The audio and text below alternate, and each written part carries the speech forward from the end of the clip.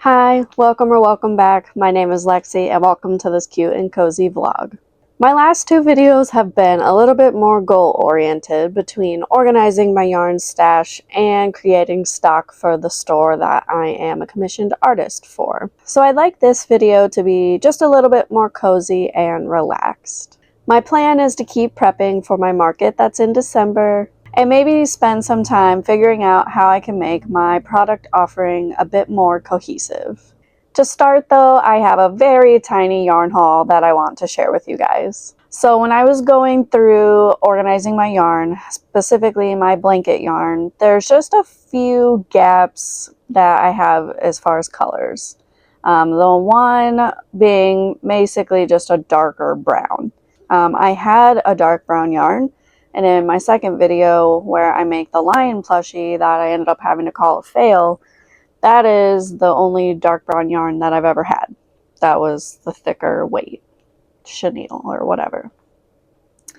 But like I said in that video, again, I think it was probably just a manufacturing thing for the batch that I have, because I know a lot of makers out there and YouTubers who make plushies use the Premier Parfait Chunky and have no issues. So maybe just a manufacturing thing at that time, but it falls apart and just I can't sell it because I just don't trust that it's going to hold up. But that said, I have a need for a dark brown yarn.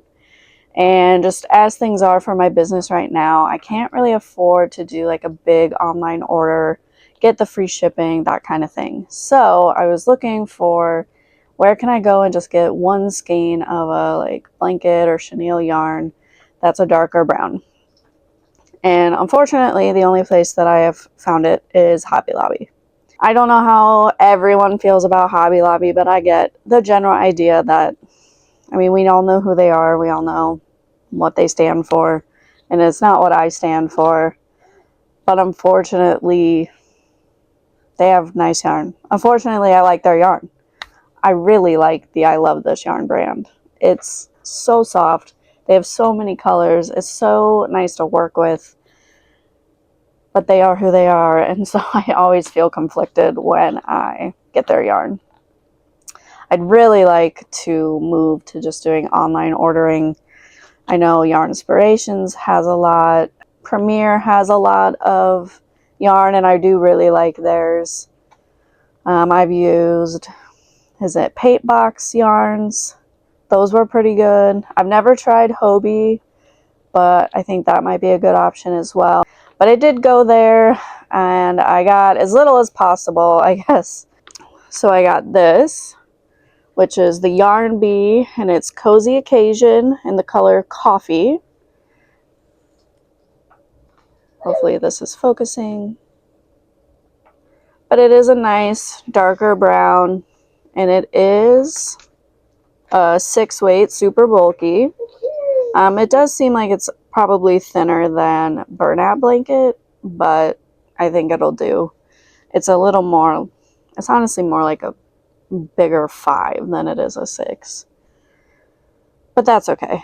Really, I just need the color.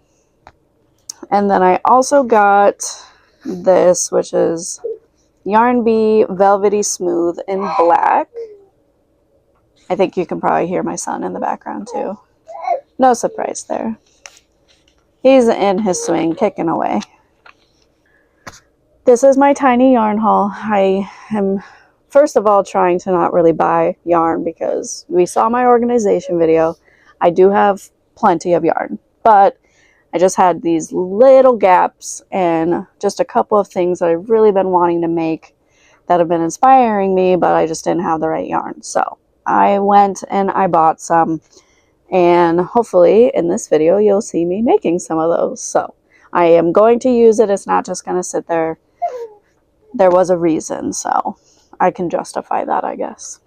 Again, this video I'm hoping just for a little bit more cozy vibes, just working on some projects. Hopefully I'll also finish some things and I can show those as well. And I do want to spend a little time trying to figure out how I'm going to make my product offering more cohesive. And that is across markets and across Etsy. I want you to walk into my booth at a market and just be like, oh, this all makes sense. And maybe part of that is just the numbers of everything. Because I feel like a lot of times, or a lot of the markets I've done in the last year, or all last year, I had a lot of plants. I have like this bottom row of blankets. But then, like when I did Pride Fest, I did have quite a few plushies, but I've never had an impressive number of plushies where you're like, oh, this is like what she does. They're there, but there's so much other like random stuff mixed in. I just kind of look like I'm dipping my toes in every bucket, but not really committing to anything. So I'd really like that to change. I definitely want to lean heavily into the plants. They're always commenting about how they've not seen this before, or that, oh, it's such a good idea because, you know, I don't want to take care of a real plant, or I have animals that kill real plants, and this is just a way that I still get to have that life without, you know, the maintenance and the risk, I guess. The plushies also do really well at market, so I want to have those too. And I guess I just feel like either it's like a numbers game where, you know, one side is really heavy with plants and one side's really heavy with plushies, so it just looks nice and full. Or I can figure out somewhere in between. I don't know. Mostly I just feel like I need to figure out how to make everything look more purposeful. And that's honestly probably just a numbers game. Just more plushies, more plants, just really fill it out. Because I think my booth sometimes suffers from looking kind of sparse.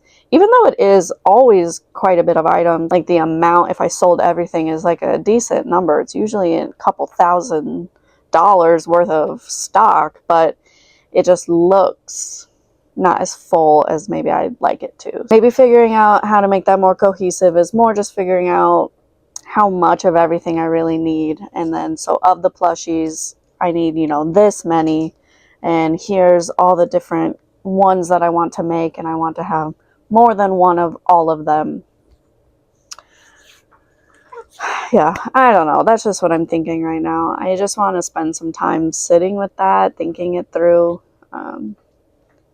I feel like right now in my life and in motherhood, sitting and really thinking through something is kind of a rarity. I don't feel like I get that much time to really just sit with my thoughts.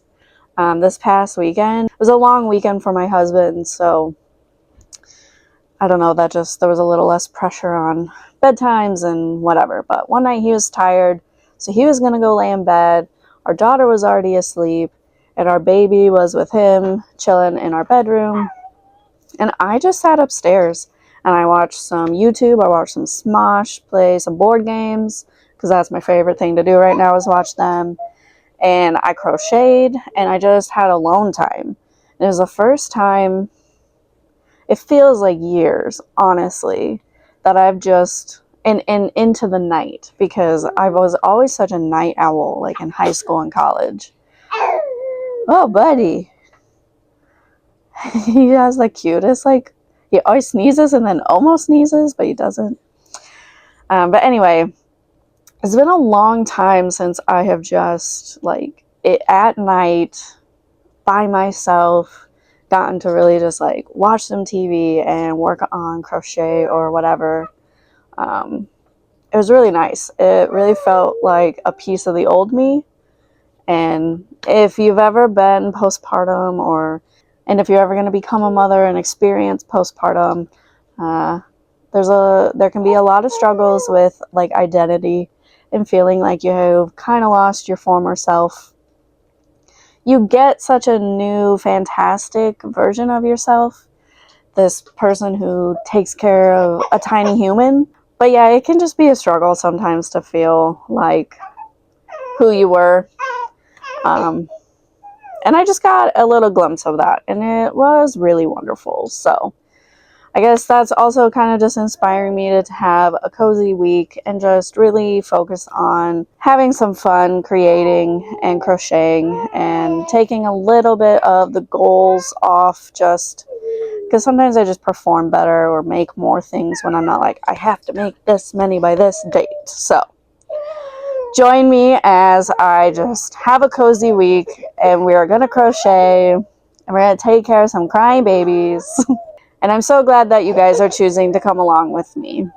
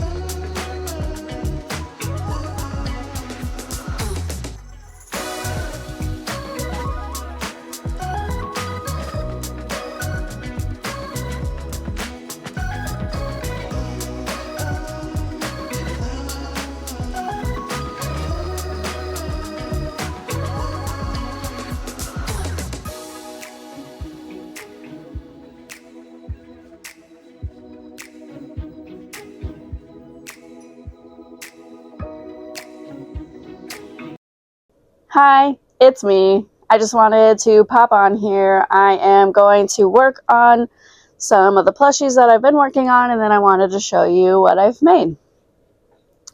I've been working on making little s'mores plushies, and all I have to do now is add the little smile and some little blush to it. And I feel like sometimes I kind of struggle with the smiles. They always turn out kind of weird. But I'm going to see if I can get one that I like this time.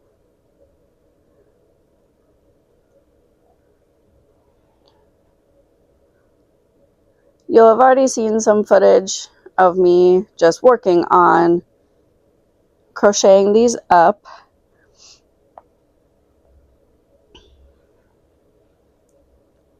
I forgot to take any footage when I was like putting them all together, because I did it kind of late at night while we were just having some family time, and then it was kind of difficult and I just totally forgot to capture it.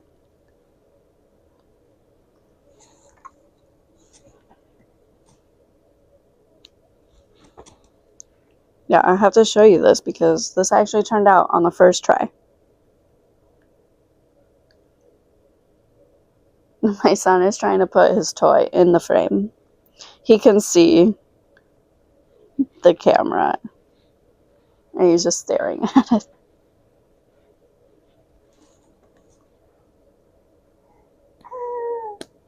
Oh, yeah. Alright, let me add the blush and then I will show you what I have.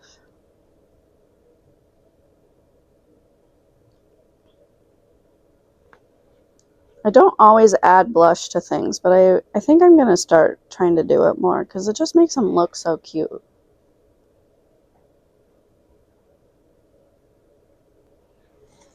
Alright, just got to tuck in my ends here and then I can show you. I realize this is probably not the best framing for this. You guys can't even see what I'm working on.